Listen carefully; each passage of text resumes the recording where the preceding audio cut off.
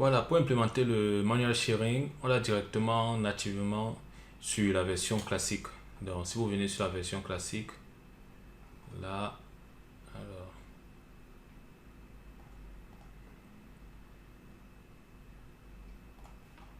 version classique, on vient sur notre compte.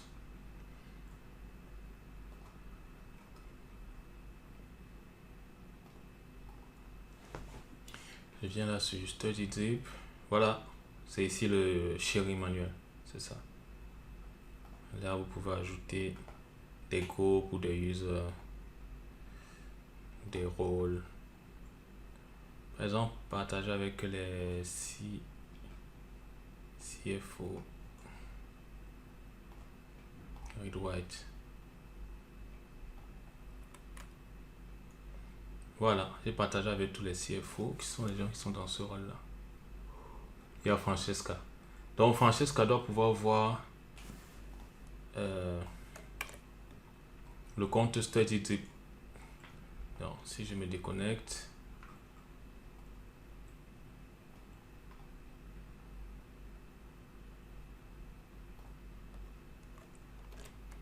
je vais me connecter avec Francesca. Ok. Je suis compte.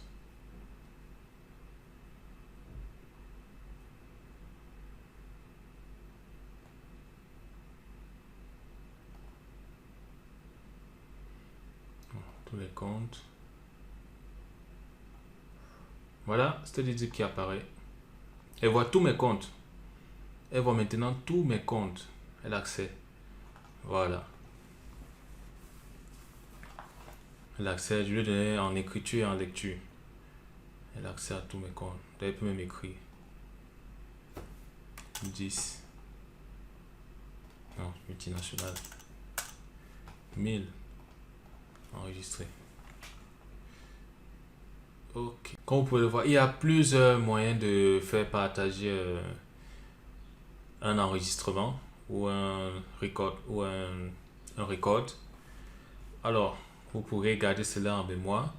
Mais ce que je veux préciser deux autres moyens qui sont les territories. Donc, en fait, les territory management, ça fonctionne uniquement pour les comptes. Et voilà, ça vous pouvez le remarquer ici, la deuxième façon, les territories. Et en gros, c'est vraiment comme les territoires. Nous pouvons définir les règles de management des territoires. Par exemple, en faisant une hiérarchie du type Amérique. Ensuite, on peut avoir Amérique latine, Amérique du Sud. Donc, on peut dire celui qui a le territoire Amérique, là, la visibilité sur tous les territoires qui sont en dessous dans la, dans la hiérarchie des territoires. Donc, c'est un peu ça le concept. Et implicit sharing, le 19. Le implicit sharing, c'est l'accès, on va dire, c'est l'accès à l'enregistrement par défaut lorsqu'on a accès aux parents. Donc, c'est un peu ce qu'on a avec, par exemple, les objets qui sont de type master, qui sont en privé. Quand ils sont en privé, alors automatiquement, implicitement, on a accès à leurs enfants. Comme on voit sur Account qui est en privé, on a accès à opportunités et on a directement aussi accès à opportunités.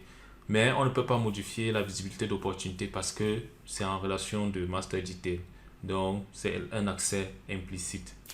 Et tout à l'heure, quand on faisait le sharing setting, vous avez vu, on pourrait aussi configurer la visibilité, pardon, autant pour moi, au niveau de l'opportunité. Voilà. Donc, regardez bien cette slide, regardez bien cette vidéo. C'est, voilà, pour voir les différents moyens qui sont possibles pour le partage de l'information, pour la visibilité au niveau des enregistrements. Aussi, Salesforce met à notre disposition 4 moyens pour automatiser des actions au niveau des enregistrements.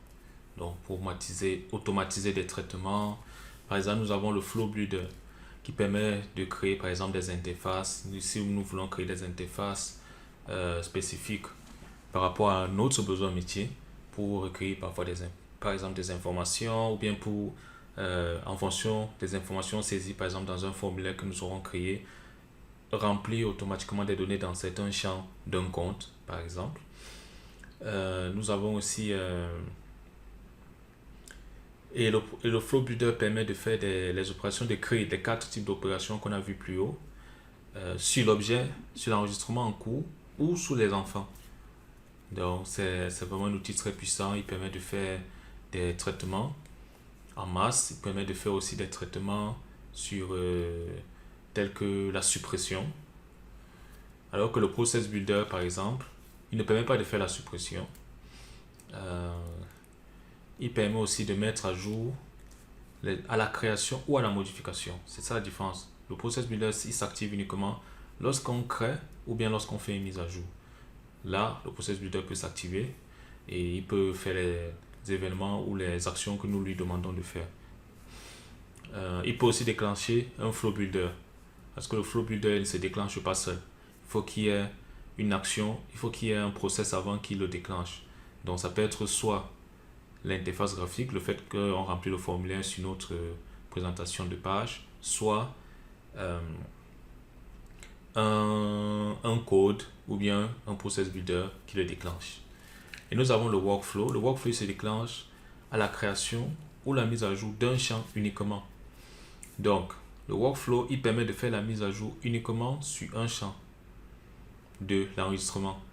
Il ne permet pas de faire la mise à jour sur, par exemple, les enfants de l'objet en cours ou bien d'autres objets annexes ou bien d'autres objets. Non, lui se limite uniquement sur le champ. On peut aussi envoyer des emails avec le workflow. L'approval. Donc l'approval, c'est l'approbation. L'approval permet d'avoir comme, par exemple, vous pouvez demander des congés, vous avez besoin de l'approbation de votre manager. Donc c'est ça en fait l'approval. Il permet d'envoyer une demande d'approbation auprès d'une personne, d'un groupe de personnes afin de valider la demande. Et si la demande est acceptée, là maintenant vous pourrez faire la modification que vous souhaitez faire. Et lorsque l'enregistrement passe en approval, vous ne pouvez plus le modifier. Nous reviendrons en détail précisément sur ces 4 process dans les 3 prochaines applications que nous allons développer. Comment accéder au Flow Builder? Donc, pour accéder au Flow Builder, rien de plus simple. Toujours dans notre configuration. Alors, donnez-moi 2 secondes. Voilà, pour accéder au Flow Builder, il faut juste venir dans notre configuration.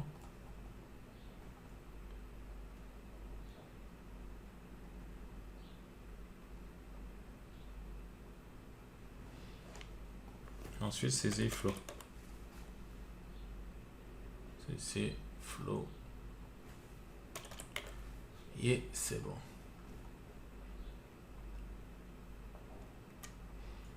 Ah, alors attention.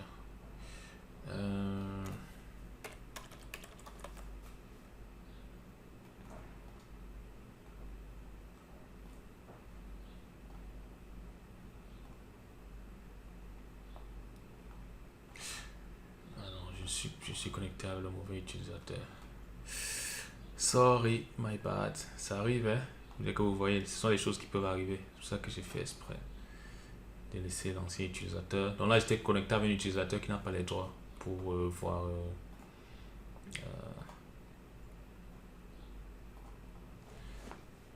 toute la config. Là, je reviens en tant qu'administrateur. Voilà. Je vais aller sur Lightning, s'il te plaît.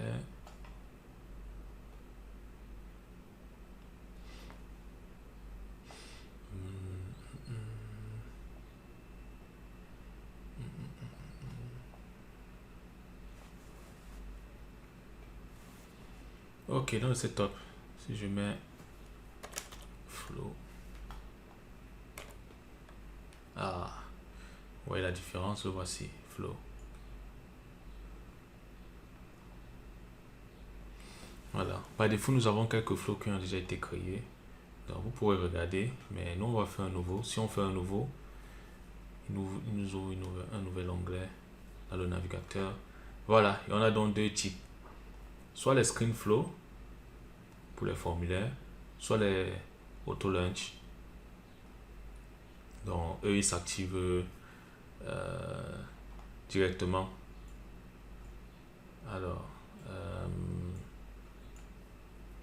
non, je vais pas prendre de template. Voilà. Là, dans l'interface, là, c'est notre pas de début. Nous avons des actions, des assignments, et voilà les opérations que nous pouvons faire.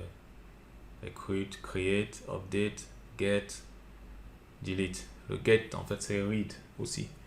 Get, quand on dit get record, en termes de données, ça veut dire aussi, en termes visuels, c'est la lecture, donc pouvoir accéder à l'enregistrement. Voilà. Vous voyez, c'est du glisser-coller, mettre le nom, vous enregistrer, ensuite c'est bon. Voilà, nous y reviendrons plus en détail. Je voulais juste vous montrer comment y accéder. Ensuite, non, faisons un cas. Get record, get account. Choisir l'objet account.